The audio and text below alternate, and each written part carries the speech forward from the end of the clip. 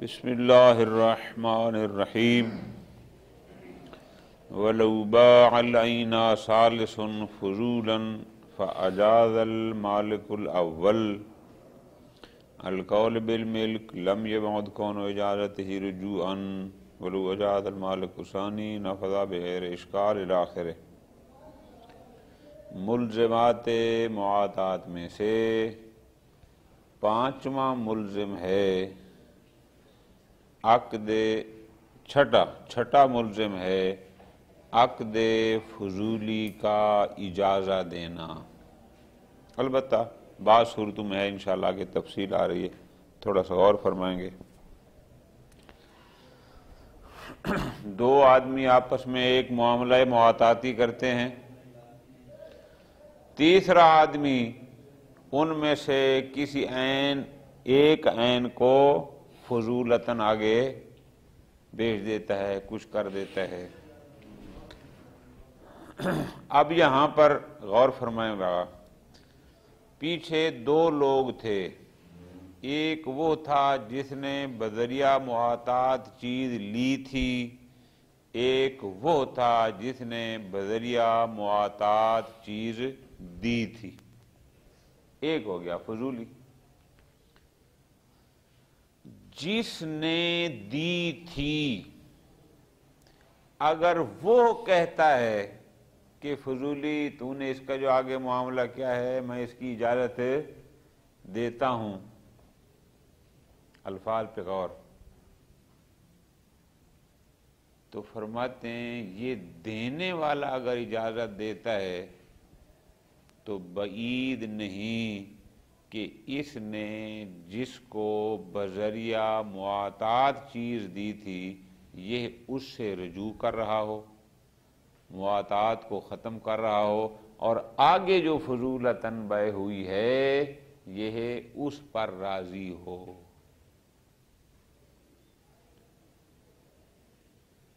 کیوں؟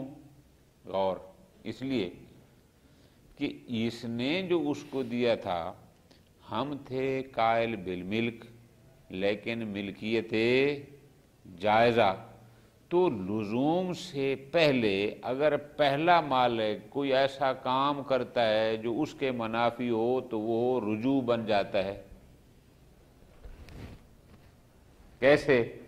تھوڑی سی سمجھانے کے لیے، میں نے آغا سبت کو ایک کتاب دی 100 روپے کی، لیکن میں نے اپنے لیے خیال رکھا کہ 48 گھنٹے تک مجھے خیال ہے کہ میں چاہوں تو معاملہ فسخ کر سکتا ہوں۔ 12 گھنٹے بعد وہی کتاب میں اگلے بندے کو بیچ دیتا ہوں، تو یہ بیچنا علامت ہے کہ وہ جو پہلا معاملہ میرا اس کے ساتھ ہوا تھا میں نے اس کو ختم کر دیا، فسخ کر دیا۔ کیوں؟ اگر اس کو بیچا ہے تو وہ نہیں ہے تب اس کو بیچ سکتا ہوں نا، اس لیے کہ لا بایا الا فی ملک میرا راستہ روکے گی، تو اس کا مطلب ہے میرا وہ پہلے رجوع ہوا تب دوسرے بندے کو بیچا۔ یہاں اگر دینے والا بندہ فضولی کو اجازت دے رہا ہے تو اس کا مطلب ہے جس نے بذریعہ معاطات جس کو دیا تھا اس نے وہ معاملہ ختم کر دیا نا، تو جب ختم کر دیا تو اس حساب سے تو ہم کہیں گے کہ یہ اجازہ ملزم معاطات نہیں، ملزم معاطات نہیں۔ لیکن اگر جس نے بذریعہ معاطات چیز لی تھی، وہ جو دوسری پارٹی تھی، اگر وہ فضولی کے اس عقد کا اجازہ دے دے تو اس کا اجازہ یقیناً نافذ ہے۔ کیوں؟ چونکہ پہلے بندے نے اس کو ملکیت نقل کی تھی لیکن تھی جائزہ، جب اس نے اگلے بندے کو اجازت دے دی فضولی کو تو اس کا مطلب یہ ہو گیا کہ اس نے آگے بیع کر دی، تو جب بیع کر دی تو اس کا مطلب بعقد لازم چیز آگے نقل ہو گئی۔ ہم پیچھے پڑھ گئے ہیں کہ بعقد لازم اگر نقل ہو تو وہ ملزم ہوتا ہے، تو لہذا اس لحاظ سے یہ ملزم ہوگا۔ اب تھوڑی سی تفصیل آگا، یہاں مہربانی کرنا اس ترتیب سے رکھنا ہے کہ اگر پہلا شخص یعنی دینے والا اجازت دیتا ہے فضولی کو تو وہ ملزم نہیں ہوگا، بلکہ حتیٰ کہ وہ ہوگا کہ اس نے مواطات ختم کر دی ہے۔ لیکن اگر بذریعہ مواطات لینے والا فضولی کے عقد کا اجازت دے گا تو اس کا مطلب ہے یہ ملزم ہے۔ ٹھیک ہو گیا؟ یہ تو تھا علی القول بالملک۔ لیکن اگر ہم اس کے قائل ہوں کہ مواطات مفید ملکیت نہیں بلکہ مفید اباحہ ہے، معاملہ اس کے برعکس ہو جائے گا۔ کیسے؟ کہ اگر دینے والا اجازت دے گا تو وہ اجازت نافذ ہوگا۔ کیوں؟ اس لیے کہ دوسرے کو اس نے ابھی مالک تو نہیں بنایا تھا نا، صرف اس نے اباحہ کیا تھا، ملکیت اس کی تھی تو مالک تھا، مالک نے فضولی کو اجازت دے دیا۔ اور اگر دوسرا بندہ اجازت دیتا ہے تو اس میں پھر وہی کیل و کال آئے گا۔ کیا؟ کہ اگر ہم تصرفات موقوفہ علی الملک کے جواز کے قائل ہوں گے تو اس کا اجازت نافذ ہوگا، اگر اس کے قائل نہ ہوں گے تو اس کا اجازت پھر نافذ ہی نہیں ہوگا، چونکہ یہ مالک نہیں ہے، لہذا لا بیع الا فی ملک اس کے راستے میں رکاوٹ بن جائے گی۔ خوب، یہ تو تھا اجازت۔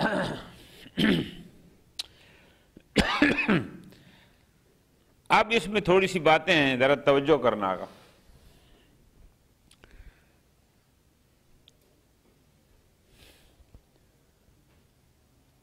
فضولی نے ایک عین جو بدریہ مواطات نقل ہوئی تھی اس کو آگے معاملہ کر دیا، معاملہ فضولی۔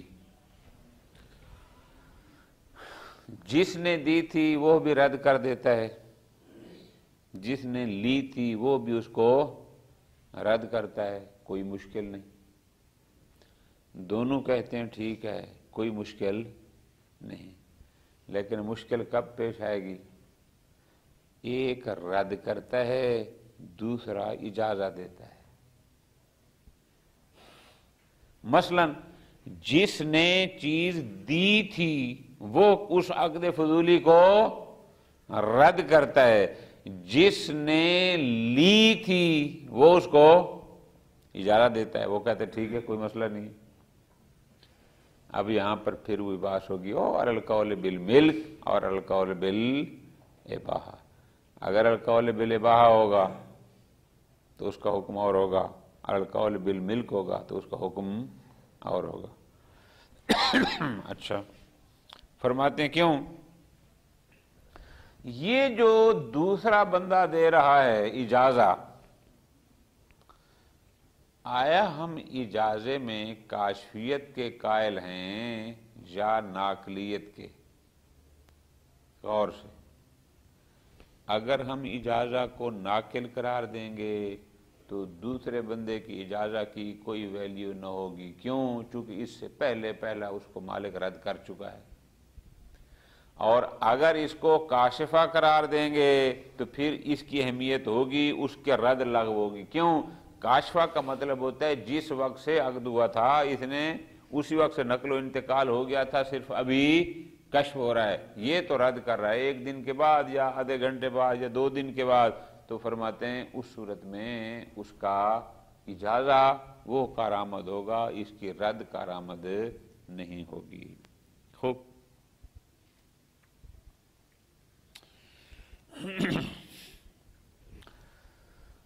ملزمات مواطات میں سے، اب یہاں آپ نے لکھنا صرف اتنا ہے کہ 6 نمبر پر عقد فضولی کی میں اجازت کی صورت میں بعض صورتیں میں یہ اجازت ملزم ہے، مطلقاً ملزم نہیں ہے۔ ختم۔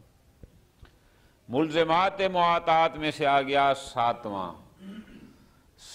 ہے آغا امتزاج العین بغیرہا۔ جو چیز میں نے آپ کو مواطاتاً دی تھی آپ اس کو کسی اور چیز میں مخلوط کر دیتے ہیں، امتزاج ہو گیا ہے، اور امتزاج ایسا ہے کہ اب وہ جدا نہیں ہو سکتا۔ اب کیا کریں؟ امتزاج کی صورت میں حکم کیا ہے؟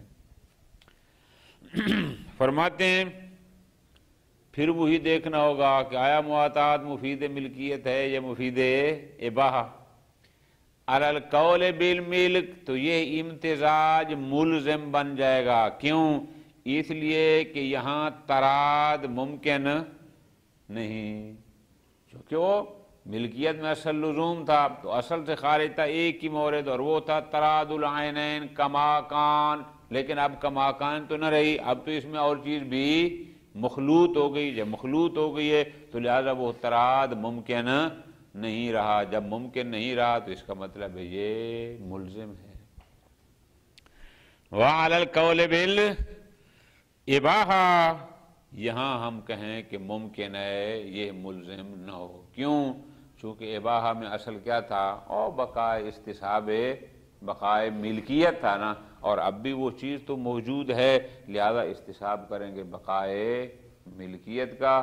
لہذا علی القول بالملک امتزاج ملزم ہے، لیکن علی القول بالاباحہ ملزم نہیں.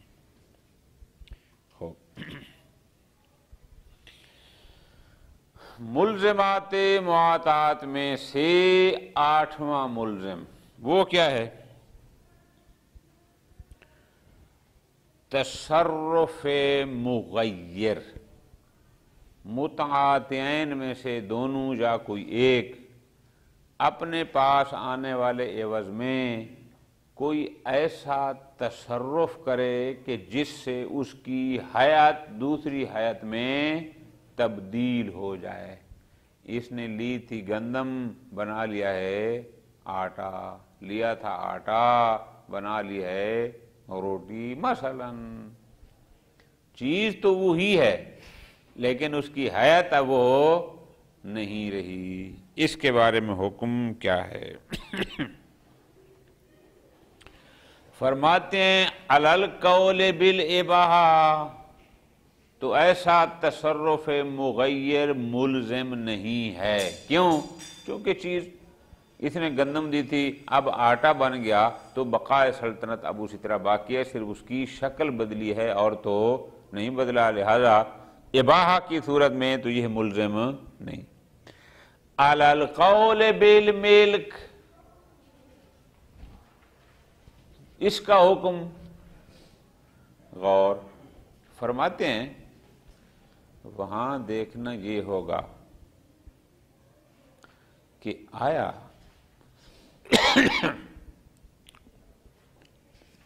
یہ استصحاب کے لیے موضوع عرفی ہونے کا، موضوع عرفی کی بقا کافی ہے یا موضوع حقیقی کی بقا شرط ہے؟ یہ ایک بحث ہے. اچھا کیسے؟ جب اس نے دی تھی گندم، ذرا توجہ رکھنا ہے، جب تک گندم تھی تراد عینین کا موضوع حقیقتاً باقی تھا یا نہیں تھا؟ باقی تھا نا. لیکن جب یہ بن گئی ہے آٹا تو اب عرفاً تو کہہ سکتے ہیں کہ بھئی وہی گندم ہے، آٹا بن گئی ہے، کوئی فرق نہیں، عرفاً تو موضوع باقی ہے، لیکن حقیقتاً او بدقت عقلی نہیں، فرق ہے. جیسے ایک تھان کپڑے کا پڑا ہو تو اور ہوتا ہے، اور اس میں 5 میٹر کے کاٹ کے علیحدہ سوٹ بنا رکھتے ہیں تو اس کا حکم وہاں حقیقتاً وہ موضوع باقی نہیں ہوتا. پس اگر موضوع عرفی کافی ہے تو تراد عینین ممکن ہے، لہذا یہ ملزم نہ ہوگا. اور اگر موضوع حقیقی شرط ہے تو اب یہاں تراد عینین ممکن نہیں، لہذا ملزم ہوگا. یہ تھے آغا جان 8 ملزمات. انشاءاللہ درس کے آخر میں پھر ہم ان کو ایک ایک سطر میں کر کے دوہرا لیں گے. اس کے بعد ایک چھوٹا سا نقطہ ہے، اس نقطے کی طرف توجہ دلوا رہے ہیں کہ ہم اس بحث مواطات میں بات کرتے ہیں کہ مالک اول رجوع کر سکتا ہے یا نہیں کر سکتا، یا مالک ثانی رجوع کر سکتا ہے، یا یعنی جواز رجوع کی بات چلتی ہے. فرماتے ہیں معاملہ اگر خیاری ہو جیسے میں نے مثال دی، میں نے کتاب بیچی اور کہا کہ مجھے 48 گھنٹے تک خیال ہے کہ معاملہ باقی رکھیں، وہاں بھی ہم کہتے ہیں کہ ذوالخیار کو حق رجوع حاصل ہوتا ہے، یہی کہتے ہیں نا جی۔ معاملہ خیاری میں بھی ذوالخیار کو حق رجوع ہوتا ہے، اور مواطات میں بھی، چونکہ ہم اگر لزوم کے قائل نہ ہوں، جواز کے قائل ہوں، تو اس کا مطلب ہے حق رجوع حاصل ہے۔ ایک نقطہ سمجھانا چاہ رہے ہیں، فرماتے ہیں ایک ہوتا ہے حق، ایک ہوتا ہے حکم، ٹھیک ہے جی۔ حق کو باقی رکھنا، حق کو ساکت کر دینا، حق کو چھوڑ دینا صاحب حق کے اختیار میں ہوتا ہے، لیکن جو حکم ہوتا ہے نا وہ حاکم کے اختیار میں ہوتا ہے، اور ہمارے ان چیزوں میں احکام میں حاکم شرع ہے، لہذا جہاں شارع کا حکم ہوگا، یعنی حکم شارع کی طرف سے ہوگا، ہماری مرضی وہاں پر نہیں چلتی، توجہ رکھنی ہے۔ خیارات میں جواز رجوع حق ہے، کیا مطلب؟ ذوالخیار کی مرضی، وہ اس حق کو ساکت کر دے، وہ حق کو استعمال کرے، اگر وہ ذوالخیار تھا اور اپنے حق کو استعمال نہیں کیا، وہ حق اس کے ورثاء کی طرف منتقل ہو جاتا ہے، چونکہ ان کا حق کہتے جو کچھ میت کے مورث نے چھوڑا ہوگا، حتیٰ کہ حقوق بھی ورثاء کی طرف منتقل ہو جاتے ہیں۔ لیکن معاطات میں جواز رجوع حق نہیں، حکم شرعی ہے۔ تو اس کا مطلب ہے جب تک وہ متعاطی خود ہے اس کے لیے جواز رجوع کا حکم شرعن ہے، لیکن اگر خود فوت ہو گیا پھر یہ حق اس کے ورثاء کو منتقل نہیں ہوگا۔ حق پر صاحب حق مصالحت کر سکتا ہے، بطور شرط کر سکتا ہے، مثال میں آپ کو یہ موبائل بیچتا ہوں اس شرط پر کہ آپ نے کتاب جو مجھے دی تھی اور اس میں اپنا خیار رکھا تھا، اس خیار کو ساکت کر دے، یہ کر سکتا ہے۔ لیکن معاملہ معاطاتی میں جو عقد المتعاطیین کو یا متعاطیین کو حق رجوع ہوتا ہے، اس کو آپ کسی عقد میں بطور شرط، کیوں؟ وہ حکم ہے، حق نہیں ہے۔ حق کو ذی حق چھوڑ سکتا ہے، حکم کو حاکم ختم کرے یا باقی رکھے، اور حاکم شارع ہے، آپ نہیں۔ یہ ایک نقطہ تھا تھوڑا سا سمجھانے والا، ٹھیک ہوگا جی۔ بحث ملزمات مواطات الحمدللہ مکمل ہوئی۔ وَلَوْ بَاعَ الْعَيْنَ ثَالِثٌ فُضُولًا فَأَجَازَ الْمَالِكُ الْأَوَّلِ، میں نے آپ کو آسان اردو میں سمجھایا، مالک اول سے مراد یعنی دینے والا، مالک ثانی کون ہوگا؟ لینے والا۔ اچھا، فَأَجَازَ الْمَالِكُ الْأَوَّلِ، دینے والا اس کے دے دیتا ہے اجازہ، معاملہ ہم دو کے درمیان ہوا، تیسرے بندے نے عقد فضولی کر دیا، اور دینے والا کہتا ہے اس فضولی کو کہ تو ٹھیک ہے۔ علی القول بالملک، اور اگر ہم مواطات میں ملکیت کے قائل ہوتے ہیں، لم یبعد کون اجازتہ رجوعا، بعید نہیں کہ پہلے بندے کا، او دینے والے کا فضولی کو اجازت دینا یہ رجوع عن المواطات ہو، گویا کہ اس نے مواطات کو ختم کر دیا اور اگلے معاملے کو اجازت دے دیا۔ نتیجہ کیا ہوگا؟ یعنی پھر یہ ملزم نہ ہوا نا، شاباش۔ کَبَيْعِهِ وَسَائِرِ تَصَرُّفَاتِهِ النَّاقِلَةِ۔ خوب، وَلَوْ أَجَازَ الْمَالِكُ الثَّانِي، لیکن اگر وہ اجازت دیتا ہے دوسرا مالک، کون؟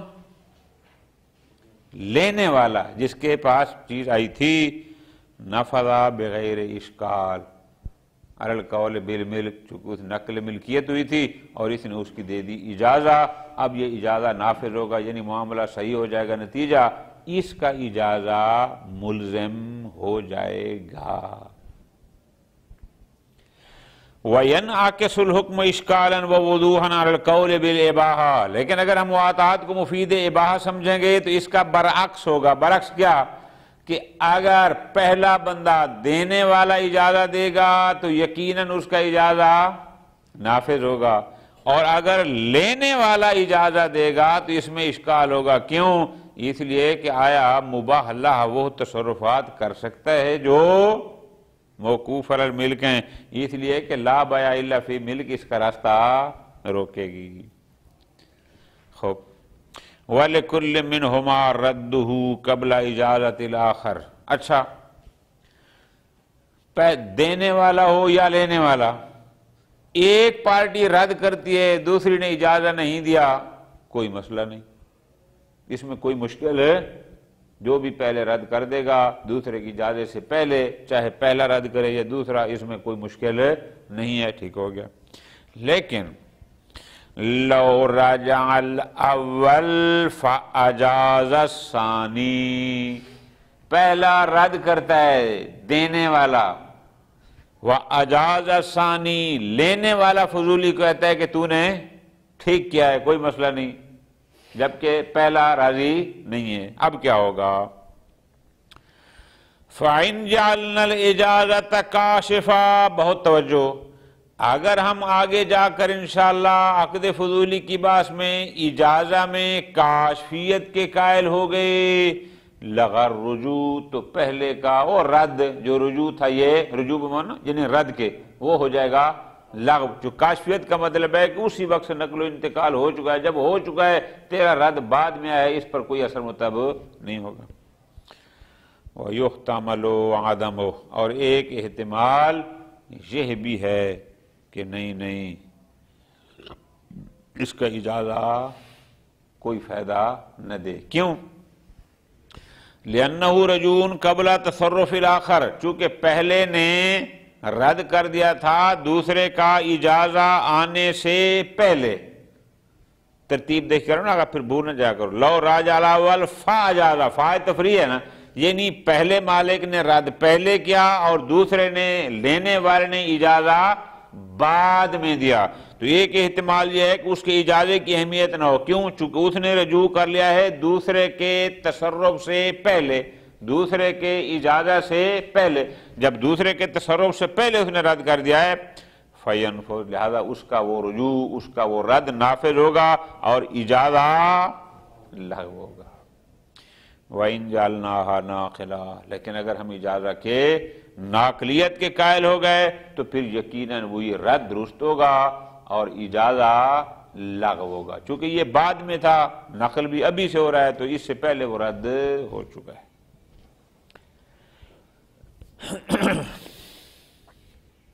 ساتواں ملزم، وَلَوْ امْتَاجَتِ الْعَيْنَانِ أَوْ إِحْدَاهُمَا، جو اس نے دی جو اس نے دی، دونوں یا کوئی ایک دوسری چیز کے ساتھ مخلوط ہو گئی، امتزاج ہو گیا، ساقط الرجوع علی القول بالملک لامتناع التراض، چونکہ اب تراض عینین ممکن نہیں، لہذا رجوع ساقط، نتیجہ کیا ہوگا؟ یعنی یہ بن جائے گا ملزم۔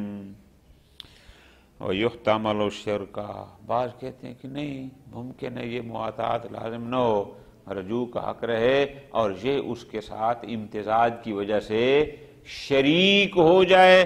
شیخ فرماتے ہیں شرکت والا احتمال ضعیف ہے۔ کیوں؟ احتمال ضعیف کی وجہ کیا ہے؟ شرکت کے قائل تو تب ہوں گے نا کہ پہلے مواطات باطل ہوگی۔ مواطات تب باطل ہوتی ہے کہ جب رجوع کرے گا، اور رجوع کب کر سکتا ہے؟ کہ جب امتزاج کی صورت میں بھی رجوع کرنا جائز ہو، تب کر سکتا ہے۔ اب آیا امتزاج کی صورت میں رجوع کرنا جائز ہے یا نہیں، یہ ہے مشکوک، تو اس کا مطلب ہے او قدر متجکن تو کون سی تھی؟ تراض العینین، جب یقینی ہو، اور یہ قدر متجکن نہیں، اس لیے کہہ رہے ہیں کہ بہوا صحیح۔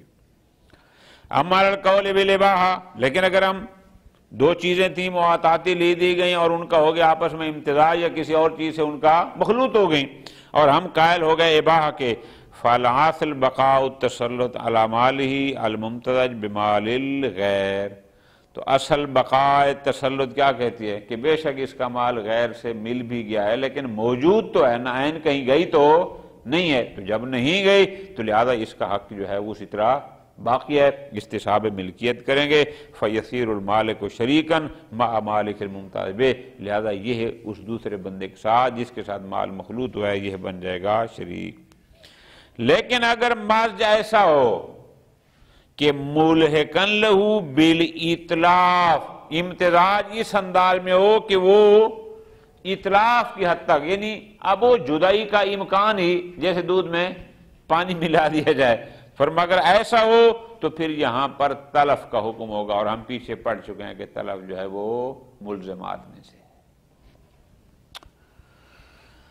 آٹھواں ملزم، لو تصرف فی العین تصرفا مغیرا للصورہ، معاملہ مواطاتی ہوا، احد المتعاطیین نے جو چیز اس کو بدریہ مواطات ملی تھی اس نے اس میں ایسا تصرف کیا کہ اس نے اس کی صورت کو تبدیل کر دیا۔ کیسے؟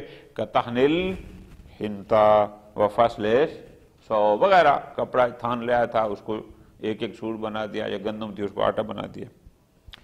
فرماتے ہیں فلا لزوم علی القول بالاباحہ، اگر ہم مواطات میں اباحہ کے قائل ہیں پھر تو یقیناً ایسا تصرف مغیر ملزم نہیں ہے۔ وعلی القول بالملک، لیکن اگر ہم ملک کے قائل ہیں ففی اللزوم وجہان، تو آیا یہ تصرف ملزم ہے یا نہیں، اس میں بحث ہے۔ کیا؟ مبنیان علی جریان استصحاب جواز التراض، اس لیے کہ یہ بحث ہے کہ آیا جواز تراض کا استصحاب ممکن ہے یا ممکن نہیں۔ کیوں؟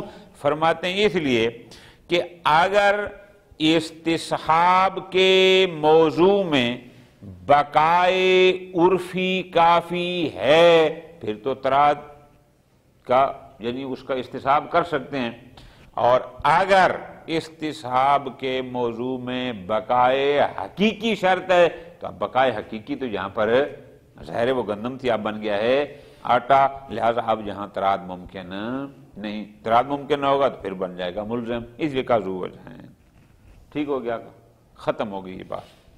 اب میں آپ کو صرف خلاصہ ان کا بتا دیتا ہوں ایک ایک سطر۔ ملزمات مواطات میں سے نمبر 1، دونوں عوض تلف ہو جائیں، یہ ملزم ہے علی القول بالملک بھی اور علی القول بالاباحہ بھی۔ نمبر 2، تلف احد العوضین علی القول بالملک ملزم ہے، علی القول بالاباحہ نہیں۔ نمبر 3، سقوط دین ذمہ، وہ یاد ہے نا پیچھے کہ عہد المتعاقد میں وہ اس کا حکم کیا تھا، علی القول بالملک ملزم ہے، علی القول بالاباحہ ملزم نہیں۔ نمبر 4، نقل عین بعقد لازم، یہ ملزم ہے، علی القول بالاباحہ بھی، علی القول بالملک بھی۔ نمبر 5، نقل عین بعقد جائزن، یہ بھی ملزم ہے، علی القول بالملک بھی، علی القول بالاباحہ بھی۔ البتہ درمیان میں ایک سطر آئی تھی کہ اگر وہ نقل ہو لیکن معاوضہ نہ ہو، یک طرفہ ہو، تو وہاں ایک بات آئی تھی کہ علی الملک ملزم ہے لیکن علی الاباحہ نہیں۔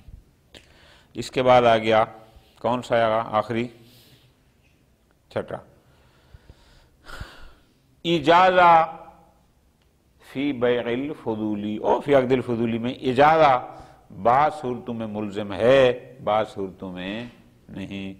نمبر 7، امتزاج العین بغیرہا، علی القول بالملک ملزم ہے، علی القول بالاباحہ نہیں۔ نمبر 8، تصرف مغیر، علی القول بالاباحہ یقیناً ملزم نہیں، علی القول بالملک ذو وجہین ہے۔ اگر ہم استصحاب میں بقائے حقیقی کو، اس کے موضوع کو بقائے حقیقی قرار دیں گے موضوع کے لیے، پھر ملزم ہے، وإلا ملزم نہیں۔ ثم انك قد عرفت بما ذكرنا انه ليس جواز الرجوع في مسألة المعتاد نظير الفسخ في العقود اللازمة۔ یہ سمجھا رہے ہیں بات کہ یہ بار بار بات جواز رجوع کیا رہی؟ ایک رجوع ہوتا ہے معاملہ خیاری میں، اور ایک رجوع ہوتا ہے معاملہ معتاتی میں۔ ان دونوں رجوع کو ایک جیسا نہیں سمجھنا۔ میں نے آپ کو آسان اردو میں ایک جملہ دیا ہے، اگر ذہن میں بیٹھ جائے، کیا؟ خیار میں رجوع حق ہوتا ہے، معتات میں رجوع حکم ہوتا ہے۔ حکم اور حق میں فرق ہوتا ہے۔ حق کے استعمال ذی حق کے اختیار میں ہے، جو چاہے کرے، لیکن حکم وہ ہمارے بس میں نہیں، وہ ہے حاکم کے ہاتھ۔ لیس جواز رجوع فی مسألۃ المعتاد، یہ جو مسئلہ ہے معتاد میں ہم کہتے ہیں کہ احد المتعاطین رجوع کر سکتا ہے، رجوع نہیں کر سکتا، یہ رجوع لیسا نظیر الفسخ فی العقود اللازمہ، اس طرح نہیں جیسے عقود لازمہ فسخ کرتے ہیں، وہ معاملہ خیاری ہو تو ہم کہتے ہیں فسخ کر سکتا ہے۔ حتی یورث بالموت، وہاں یاد ہے نا آپ کو شفا میں ہم نے کہا تھا، شفا کتاب شفا لمحہ میں آپ نے پڑھا تھا، وہاں پر ہم کہا تھے کہ اگر جس کو حق کے شفا تھا اگر وہ فوت ہو جائے، اس کو استعمال کرنے سے پہلے تو اس کے ورثاء اس شفے کو اختیار کر سکتے ہیں۔ وہاں کا فی الخیارات کہ بذریعہ موت اس کے ورثاء کو ہوتا ہے۔ وَيَسْقُطُ بِالْإِسْقِاطِ ابتداءً، اور چاہے تو ذی حق اپنے اس حق کو ابتداء نہیں کہہ دے کہ میں اپنا یہ حق، خیار حیوان کتنے دن کا ہوتا ہے؟ 3 دن کا، لینے والا پہلے ہی کہتا ہے کہ چل میں یہ خیار اپنا چھوڑتا ہوں، اس کی مرضی۔ او فی ضمن المعاملہ، میں نے آپ کو بہترین مثال دی کہ میں آپ کو موبائل بیچتا ہوں اس شرط سے کہ تو نے جو مجھے کتاب دی تھی اور اپنے لیے حق خیار رکھا تھا تو وہ حق خیار چھوڑ دے، وہ وہاں پر یہ ساری چیزیں ہیں۔ لیکن جہاں پر یہ رجوع اس قسم کا رجوع معتاد والا ویسا نہیں ہوتا۔ بل هو على القول بالملك نظير الرجوع في الهبة وعلى القول بالإباحة نظير الرجوع في إباحة الطعام۔ کیا ہوتا ہے ہبہ میں؟ واہب کو اختیار ہے کہ اپنے کیے ہوئے ہبہ میں اگر عین موجود ہے تو ہبہ کر سکتا ہے۔ واہب کی موت کے بعد اس کے ورثاء کو حق نہیں کہ ہمارے ابا جی نے آپ کو جو گفٹ کیا تھا وہ تو ہمیں واپس کر، ایسا نہیں ہوتا۔ اسی طرح فرماتے ہیں وَعَلَى الْقَوْلِ بِالْإِبَاحَةِ نَظِيرُ الرُّجُوعِ فِي إِبَاحَةِ الطَّعَامِ، چائے کا کپ سامنے رکھ دیا، جناب پئیں، کوئی بات ہو گئی، تو تکار ہو گئی کسی بات پر، کہتے چل چھوڑ تو میری چائے نہ پی، مجھے واپس کر دے، یہ اس کو اختیار ہوتا ہی نہیں ہوتا۔ فرماتے ہیں اس قسم کا رجوع ہوتا ہے بحیث جنات الحکم فیہ بالرضا الباطنی، یعنی جہاں پر معیار ہوتا ہے رضایت شاباش باطنی۔ کہ لو علم کراہت المالک باطنا، کہ اگر مجھے پتہ ہے کہ مجھے چائے دے تو رہا ہے لیکن اندر سے یہ مجھے گالیاں دے رہا ہے، یہ چائے دینے کے لیے تیار نہیں ہے، تو فرماتے ہیں لم یجوز لہ التصرف، اس کے لیے پینا جائز نہیں ہے، اس لیے کہ رضایت باطنی شرط ہے۔ پس فلو مات احد المالکین، او معاملہ ہوا معتاتی اور احد المتعاطین ہو گیا فوت، لم یجوز لوارثہ الرجوع، اس کے وارثوں کو حق نہیں ہے کہ وہ اب رجوع کریں، کہ اگر ہمارے والد صاحب ہوتے تو وہ معاملہ چونکہ معتاتی تھا رجوع کر سکتے تھے عین کی موجودگی میں، لہذا ہم کرتے ہیں۔ فرماتے ہیں نا، کیا علی القول بال، کیوں؟ للاصل، چونکہ ملکیت میں اصل لزوم ہے، اصل عدم جواز رجوع ہے۔ لِأَنَّ مَنْ لَهُ وَإِلَيْهِ الرُّجُوعُ، چونکہ جس کو یا جس کی طرف رجوع کرنا ہوتا ہے وہ ہوتا ہے مالک اصلی، اب مالک اصلی رہا نہیں، لہذا استصحاب کا موضوع باقی نہیں۔ ہاں لو جن احدہما، لیکن اگر احد المتعاطیین فوت نہیں ہوتے، خدا نخواستہ مجنون ہو جاتے ہیں، فظاہر قیام ولیہ مقامہ فی الرجوع علی القولین، پھر چاہے قائل بالملک ہوں تو چاہے قائل بالاباح ہوں، اس کا جو بھی ولی شرعی ہوگا وہ اس والا حکم رکھتا ہے، گویا کہ وہ خود ہے۔ وصلی اللہ علی محمد وآلہ محمد۔